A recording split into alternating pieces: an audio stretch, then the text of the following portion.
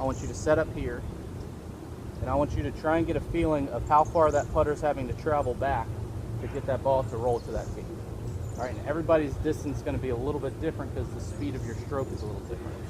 If I have a fast pop stroke, I probably only need to go to that first tee to get that ball to travel all the way there. So it's depending on the speed of your stroke, is depending on how far that putter needs to travel. Now what we want to look at is when we're making the stroke, we want to try and have that putter traveling the same length both ways.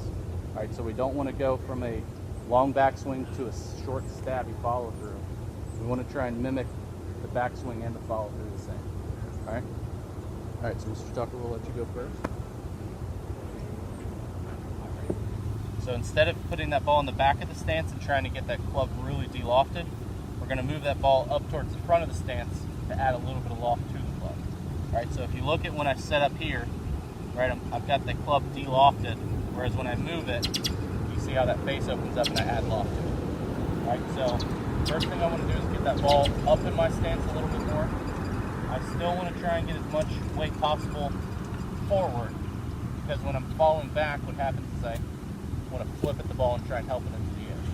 So getting that weight forward is going to make sure that that leading edge is coming underneath the ball to get that ball to pop up. What this is going to do is it's going to get us a feel for, again, how the hands and the body rotation are controlling what the club face is doing.